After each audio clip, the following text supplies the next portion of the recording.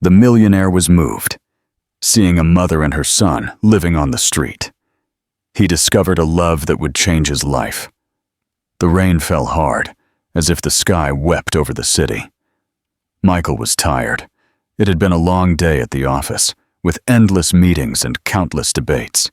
He just wanted to get home, take off his shoes, and forget the weight of the world for a few hours.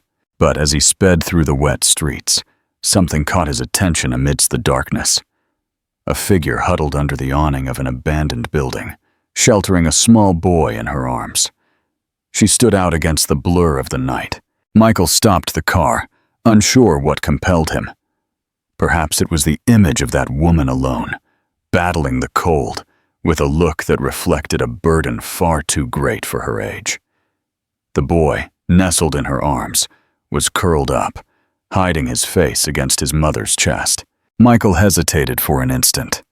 He knew what it was like to feel loneliness, to lose one's way in life, and see dreams fade like smoke.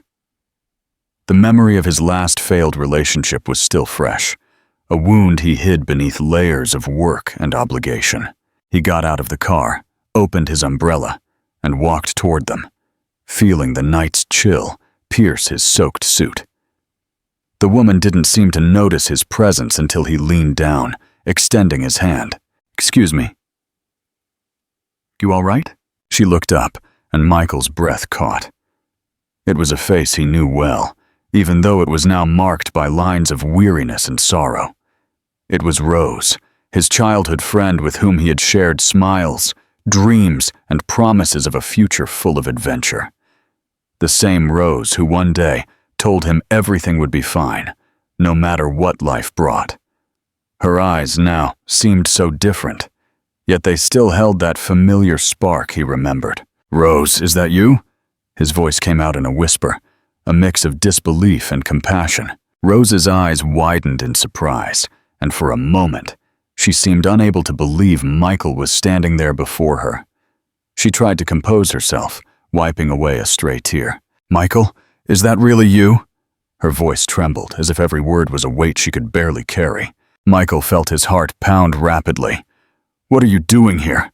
How did this happen?" He looked at the small boy in her arms, who was now staring at him with curious eyes. Rose swallowed, searching for words. "It's a long story, Michael. One I don't know if you want to hear." "Yes, I want to hear it," he replied firmly. "I want you to come with me. You can't stay out here in the rain." She looked at him, hesitant. Michael's help was clearly hard to refuse, but Rose had learned, painfully, not to depend on anyone. She had learned to be strong to protect her son, even if it meant giving up pride and comfort.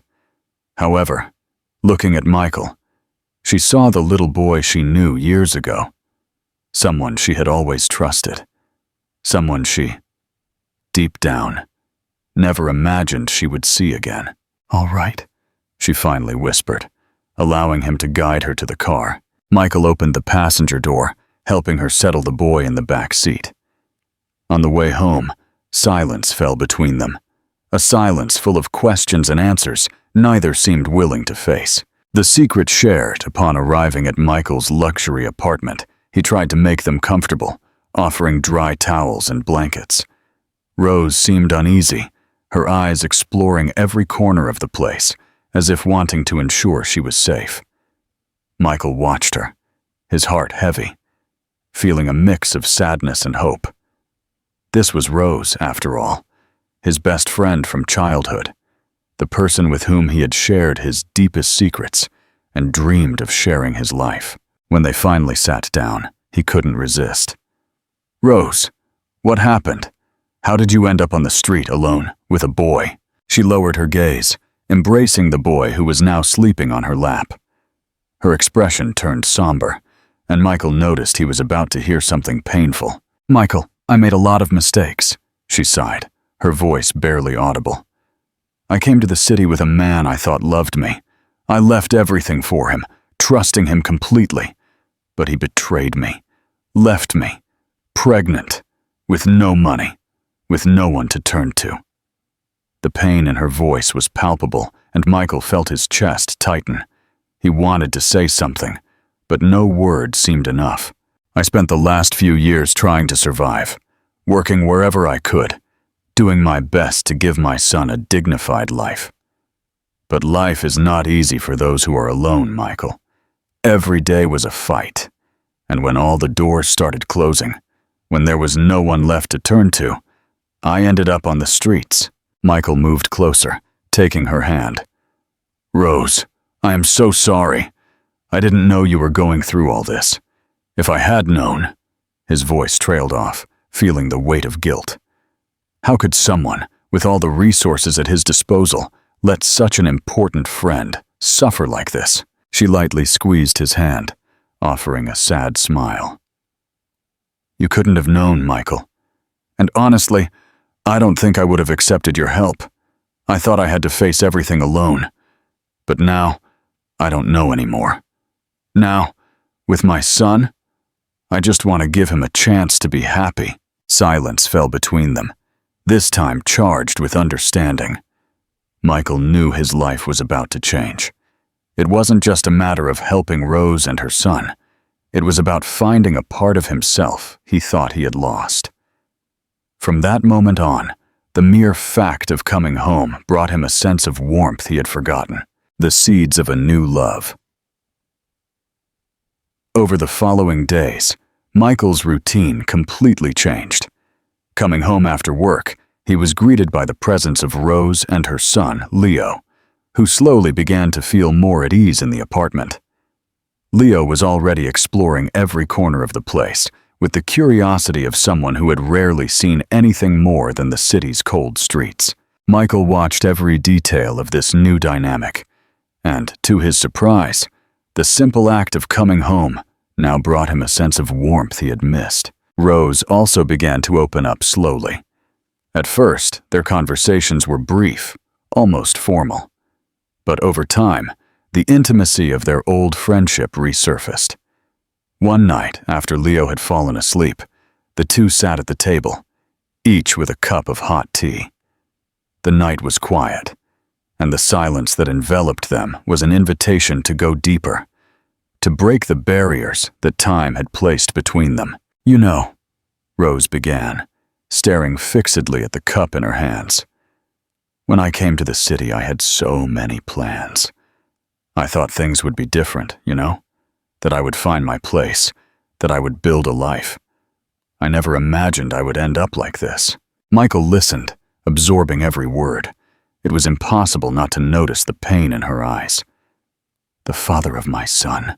She paused, her voice trembling. He promised me a future. He told me we would be together, that everything would be easy. And I believed him, Michael. Against all advice, against all logic, I followed him all the way. But when I realized he was just toying with me, it was already too late. I was alone and pregnant. Michael closed his eyes, trying to contain the mix of anger and sadness he felt. He wished he had been there for her. I wish I had been there for you, Rose, he whispered, taking her hand across the table. I feel like I failed you. Rose lightly squeezed his hand and offered a sad smile. You couldn't have done anything, Michael. And honestly, I think it taught me a lot. I learned to be strong, or at least to pretend to be. She gave a humorless laugh. But it wasn't easy. Every day was a battle, and I knew I had to keep going for him. My son needed me, even when I didn't know what to do anymore. Michael looked at her with admiration. He had always considered her strong, even from childhood. And now, seeing the woman she had become, he understood how much her resilience had been tested, and how brightly she still shone, even under the weight of so many scars. I made mistakes too, you know, he said after a moment, looking away toward the window. My last relationship, I thought it was true love. But when the mask came off, I realized she was only with me for what I had, not for who I was. Since then, I just accepted that maybe love isn't something I would find. Rose looked at him with a compassion that Michael could barely endure. I'm sorry you went through that. It's hard to trust when people shatter your faith in them. He gave a bitter smile, still looking out. Yes, but somehow having you here makes me feel like everything makes sense again. I can't explain it, but it's as if a part of me that was sleeping has woken up. He turned to look at her, and for a moment their eyes met in a deep understanding, beyond words. The promise of us. As the days passed, Rose's and her son's presence became essential to Michael. There was no doubt that the love and admiration he felt for Rose had turned into something much more intense. It was as if time and hardship hadn't erased what he had always felt, but had matured the feeling. One evening, while watching Leo play with building blocks Michael had bought, Rose sighed softly, without taking her eyes off her son. "Sometimes I feel like I failed him," she confessed in a low voice.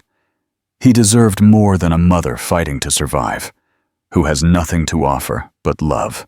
Michael moved closer, placing a hand on her shoulder, a gesture that conveyed support and security. "You are everything he needs, Rose. You achieved so much, even with nothing. That's not a failure, it's courage. And if I can, I want to be a part of his life, of your life." Rose looked at him, surprised. Her eyes filled with an emotion she seemed to struggle to contain. "Michael, I don't know if I can accept that. I don't want you to feel you have a responsibility. I already put my life in someone else's hands once, and I know how that ends."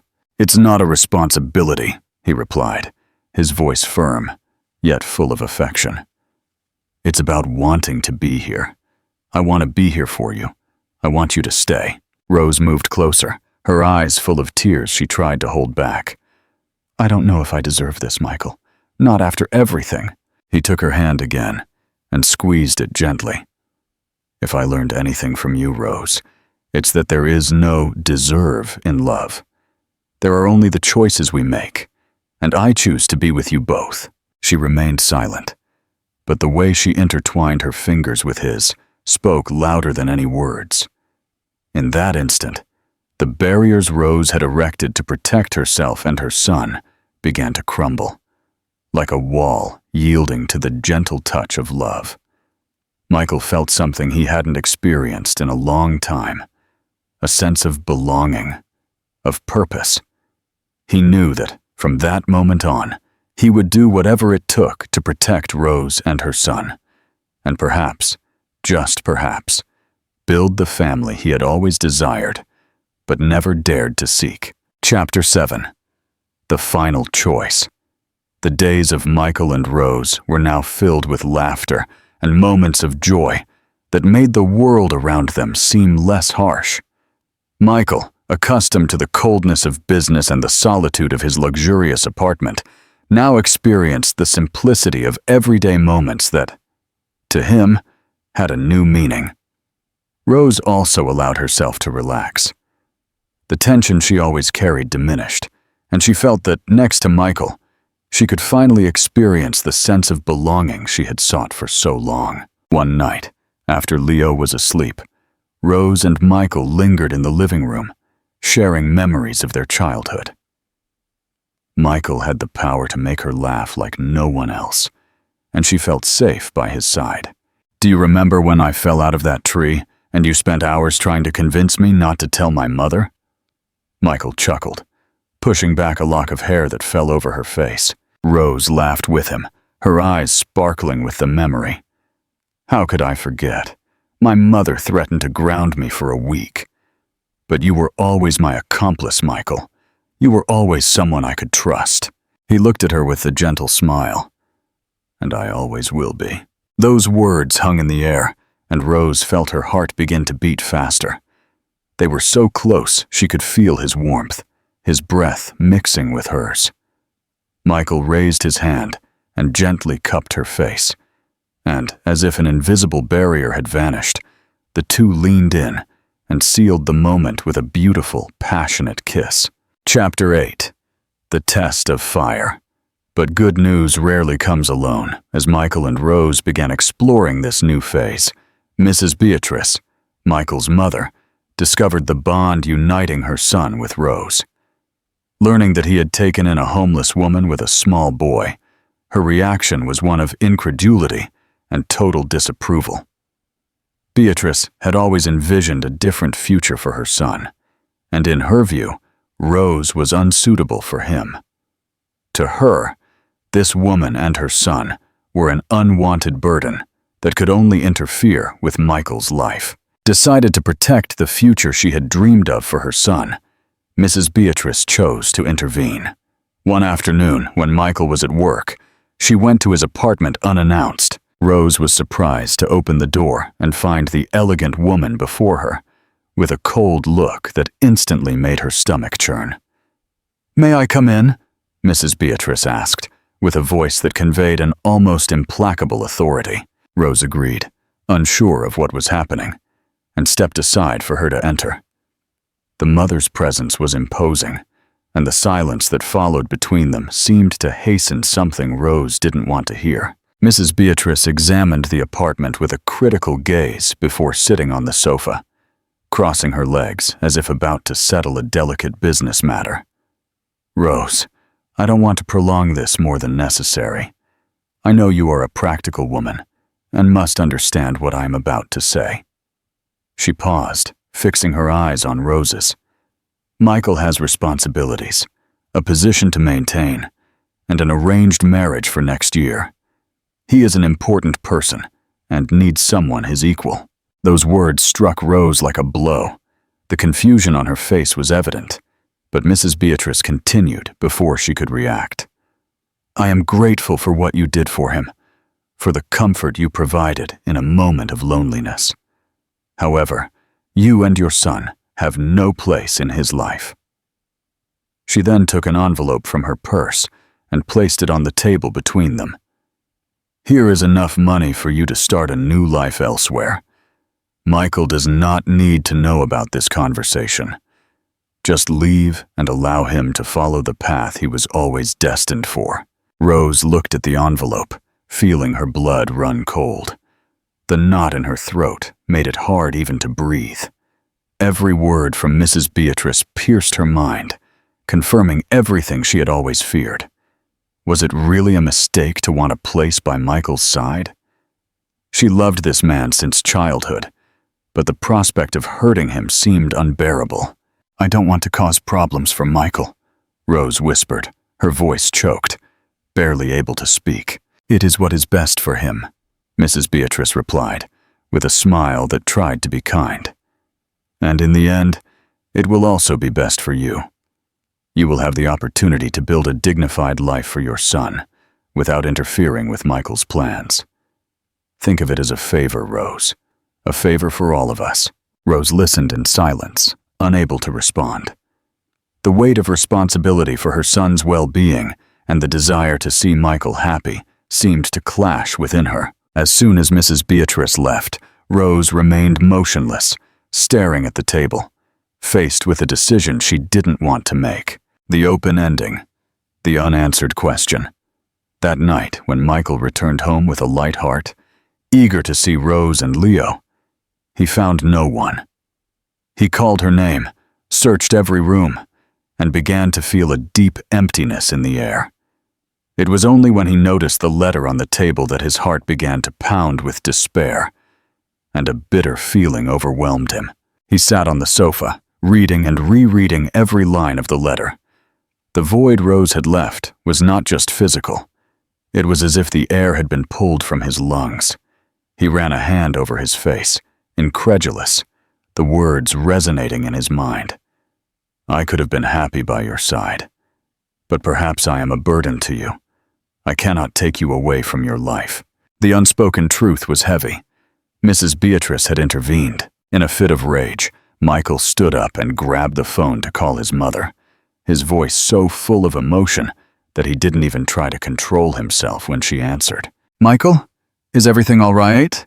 Mrs. Beatrice asked, feigning concern. "No, Mother, nothing is all right," he shouted, his voice firm and full of resentment. "You spoke to Rose, didn't you? What did you do to make her leave?" His mother, faltering, finally admitted her interference. Rose had mentioned vaguely her desire to return to the small town where they both grew up. Michael ended the call abruptly, and began packing quickly. No matter what he had to face, he would go after her. The idea of living without Rose, without Leo, whom he already considered his own, was unbearable. The drive to the small town was long and agonizing. He remembered every moment they had shared, and now the uncertainty of whether she would take him back terrified him. He couldn't lose Rose, not after finding the love and peace he had sought for so long. He found her in a small rented house, kneeling on the floor, tending to flowers, with a look of quiet serenity.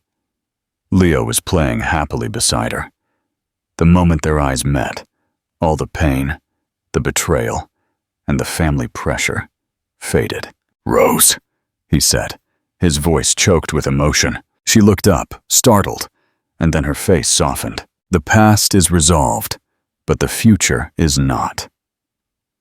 Michael declared his love and his intent to leave his old life behind. Rose accepted, sealing their reconciliation with a kiss. They returned to the city, ready to face the world together. However, the major question remains: can Michael truly sever his financial and emotional ties to the Sterling dynasty without causing a devastating corporate and legal war that could compromise the stability he has promised Rose and Leo? The future is not about if they will be together, but how they will manage the inevitable war that Messes Beatrice and the Sterling family are about to unleash. Do you want to write the chapter detailing their emotional confrontation with Mrs. Beatrice, or would you prefer a completely new story?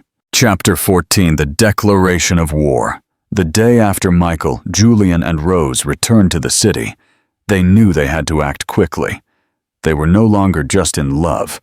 They were in a strategic alliance against the formidable Sterling family. Michael immediately called his longtime family attorney, Mr. Harrison, but not to hire him. "Harrison." Michael's voice was firm.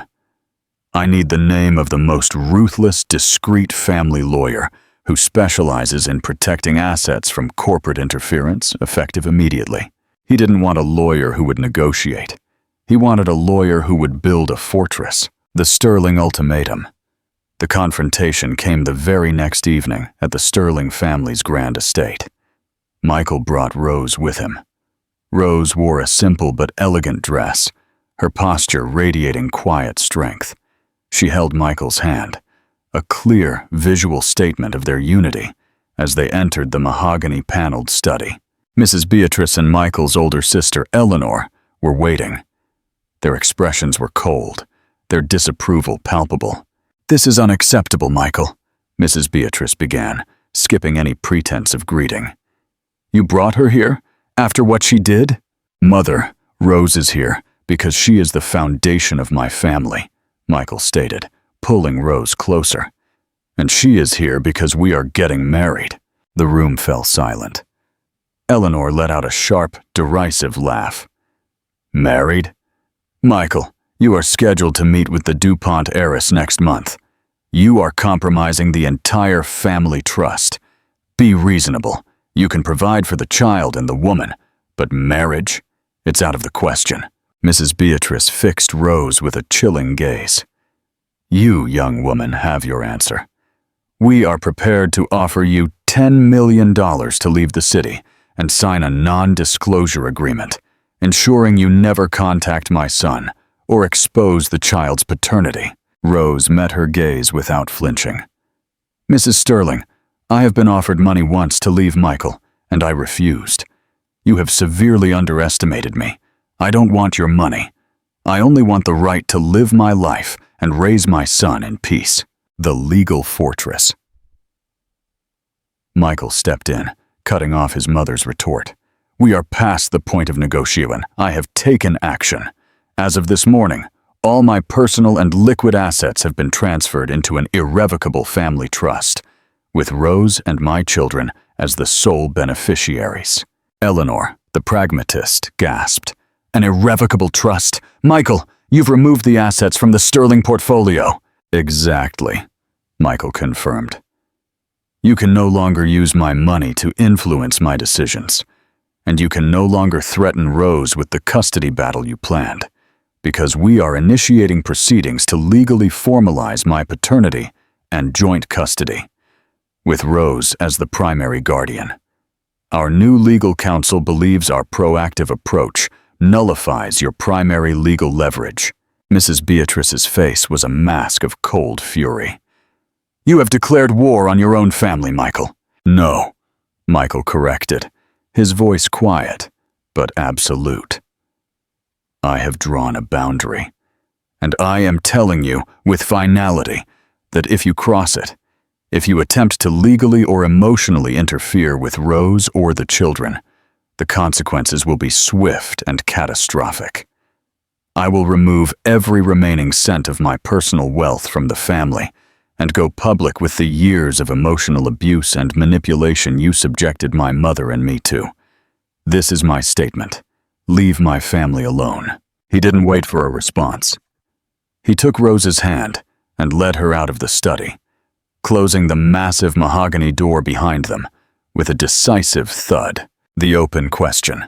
Michael and Rose walked out, leaving behind a stunned, defeated dynasty. They had won the first, crucial battle, but they knew the Sterling family never truly gives up. The open question remains. Will the Sterlings respect the boundary Michael has set, or will they launch a new, discreet campaign to undermine Rose's reputation and Michael's stability in an attempt to regain control? Chapter 15. The Silent Sabotage Campaign. The decisive confrontation in the mahogany-paneled study bought Michael and Rose peace, but not surrender. Mrs. Beatrice and Eleanor were too proud to accept defeat and too clever to escalate into an open legal war that would expose the family's dirty laundry. Instead, the Sterling family launched a meticulous, silent sabotage campaign. The whispers of unsuitability. The attack began not in court, but in the elite social and business circles Michael frequented. The narrative was subtle and insidious, designed to undermine Rose's character and Michael's judgment without leaving any legal trace. The desperate narrative. Whispers circulated among major investors and Michael's corporate rivals that the new woman was a desperate gold digger who had used her former vulnerability, being homeless, to trap the emotionally fragile billionaire. The fact that Rose refused the $10 million payoff was twisted. She was seen as holding out for more, proving her true materialistic intent. The pure, unstable mother lie. A calculated leak to a minor society blog questioned Rose's unstable past and the questionable environment in which Leo was raised, suggesting she might not be a fit mother. This was meant to plant a seed of doubt that the Sterlings could later exploit, targeting Michael's business. Eleanor, using her influence on the family board, began a quiet campaign to isolate Michael professionally. Key financial allies started politely declining Michael's invitations, citing scheduling conflicts. The message was clear. Stay with Rose, and you risk your social and corporate standing. Rose, focused on building her new life and preparing for the custody hearing, began to feel the chilling effect of this campaign. Suddenly, the owner of a prestigious preschool subtly questioned Leo's background fit when Rose tried to enroll him. A prominent socialite, whom Michael had invited to their engagement party, canceled her attendance, citing the vague need for maintaining certain standards. The countermeasure. The pressure mounted. Michael, seeing his friends distance themselves and his business relationships cool, felt the weight of the social exile. However, Rose refused to retreat. Her strength lay not in wealth, but in her authenticity. They want to force us into a corner, Michael, Rose stated one evening, holding his hand as they read the subtly damning society columns. They want to make you choose between your status and me. We can't fight them in the shadows. We have to fight them in the light. With the help of their new, ruthless legal team, they devised a counter-strategy. Transparency is power. They decided to counter the whispers of instability by going completely public, on their own terms. Michael gave a rare, in-depth interview to a major financial publication, focusing not on his wealth, but on his redemption and Rose's character. He recounted finding Rose, her struggle, and how her strength had given his life purpose, effectively turning her unstable past into a heroic narrative of resilience, professional validation. Rose, with Michael's support, announced that she would be returning to university to complete her literature degree, a goal she had abandoned years ago. This was a clear, visible act of self-improvement and intellectual ambition, directly undermining the gold digger narrative. The social reversal. They didn't retreat from the social scene. Instead, they hosted a large, elegant engagement party, inviting key figures whom the Sterlings had been quietly influencing. This was the ultimate test. Force people to choose between the cold, old money of the Sterlings and the powerful, inspiring new narrative of Michael and Rose. The engagement party was scheduled for 2 weeks later. The guest list was set. The invitations were sent. The ball was now in the Sterlings' court, and everyone in the city was holding their breath to see who would dare to show up, and who would side with the fallen dynasty. Chapter 16. The Engagement Party Showdown. The air in the grand ballroom of the Plaza Hotel crackled with tension, not excitement. This was more than a celebration. It was a social battlefield.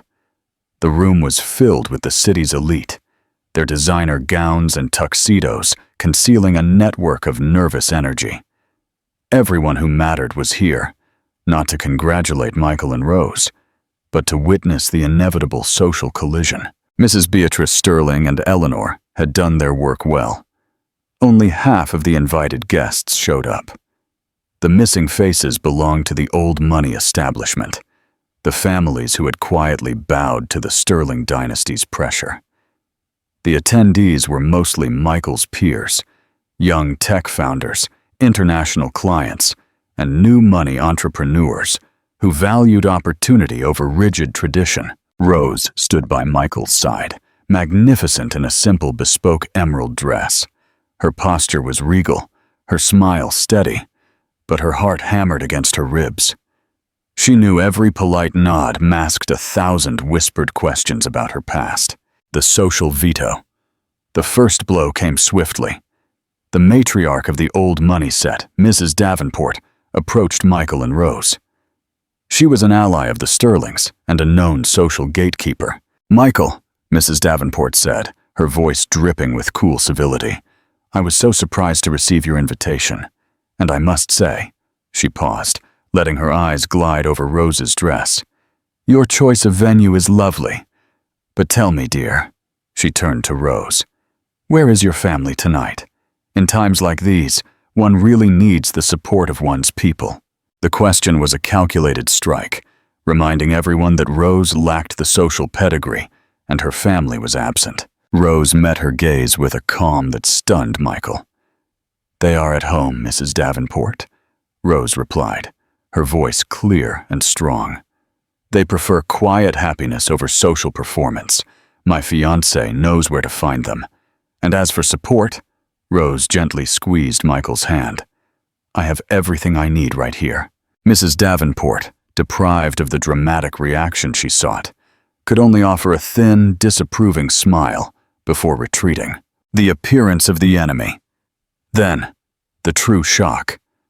Mrs. Beatrice and Eleanor arrived. They walked in late, deliberately drawing every eye. They were not invited, yet they appeared, armed with disdain and a plan to publicly humiliate them. Mrs. Beatrice approached the couple, her voice ringing with false concern. "Michael, darling, we were so worried that no one would show up, given the rumors circulating. We simply had to come and support you, despite your rather rash decision. Wouldn't want your new acquaintance to think this is how our family treats its new additions."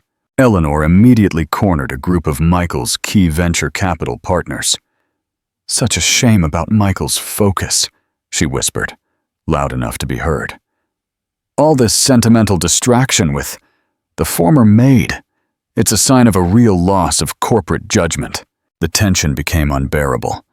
Michael knew he had to deliver the final blow, the final toast. Michael took a glass of champagne and tapped the microphone.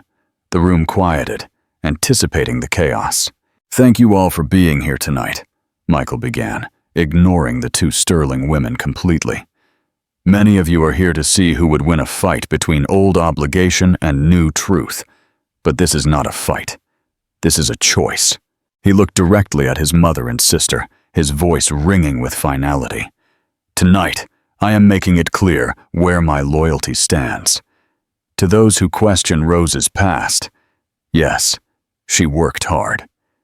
She was strong enough to survive on the streets, strong enough to refuse a huge payoff, and smart enough to stand up to the most manipulative people I know." He turned and addressed the room, pulling Rose close. "She taught me that my greatest asset is not my balance sheet. It's the integrity and resilience of the people I choose to keep close." He paused for dramatic effect. "And now, to my business partners. As of tomorrow, I am dissolving my ties with the two remaining sterling-controlled entities and investing heavily in a new global logistics firm. One run by a CEO who understands that character and vision, not lineage, are the only things that matter." He raised his glass. "To my beautiful, strong, and soon-to-be wife, Rose, and to a future built on honesty." The room erupted. The new money crowd, recognizing a powerful shift and a clear opportunity, cheered loudly. The sterling women were stunned, their campaign of social ruin having completely backfired, instead leading to Michael's public declaration of independence. The next day, the headlines wouldn't be about Rose's questionable past. They would be about Michael's decisive break from the old guard and the powerful new vision for his future, one with Rose Sayer at his side. The first battle was won, publicly and irrevocably. "Tu yet voi, de la banzit ting an chafun tip teo ko chuin. Tap trung va kuk chien fap lingam, va loi twat butnger ko Michael va Rose." Chapter 17. The Submerged Legal War and the Unexpected Exit. The public declaration at the engagement party caused an upheaval in social and financial circles. Mrs. Beatrice could not tolerate this public defeat. Unable to attack Michael directly without damaging the family's reputation, Mrs. Beatrice and Eleanor chose the battlefield they believed they could win: the submerged legal war against Rose and her fitness as a mother. The covert legal counterattack. 2 days after the party, the Sterling's lawyers sent a thick file to Michael and Rose's legal counsel. The custody challenge. The filing did not request full custody, but demanded strict supervision and a living environment assessment of Leo. They argued that Rose's brief period of homelessness, however short, demonstrated her inability to guarantee the financial and educational stability required for a child of Sterling lineage. The marriage injunction. Eleanor secretly filed an injunction with the court, citing an old clause in Michael's grandfather's will that allowed senior family members to review the reasonableness of any marriage that could affect the inheritance. Although Michael had moved assets into the trust, this maneuver was designed to buy time, delaying the marriage to allow them more time to undermine Rose. Rose felt drained. She was not afraid of being judged, but the litigation process, the prospect of being grilled about her past and having to defend her worthiness as a mother, was exhausting her. "Michael, I'm tired," Rose whispered one night, leaning into his shoulder. "I just want to live in peace. They will never let us go as long as we stay here." Michael's final move. Michael had anticipated this. He knew that to the Sterlings, status and social presence were everything. "If they want this war," Michael said, his voice resolute, "we'll give them a battlefield they don't know. They want us to leave? We'll leave, but not in defeat." Michael and his legal team, along with Rose, outlined one final audacious plan, using his own strengths. His ability to move assets and his business acumen. Corporate relocation. Michael abruptly announced that his new logistics company would relocate its headquarters to Switzerland, where personal privacy and family law protections are significantly more robust, particularly against frivolous family lawsuits. The lightning wedding. To nullify Eleanor's marriage injunction, Michael and Rose decided to hold a simple, legally binding ceremony that very afternoon at the lawyer's office, with Leo as the only witness. By marrying before the injunction could be approved, they rendered it moot. The next day, Michael and Rose, now legally husband and wife, boarded a private flight with Leo. The final call before the flight took off, Michael called Mrs. Beatrice one last time. "Mother," Michael said, his voice calm, devoid of anger. "We are married.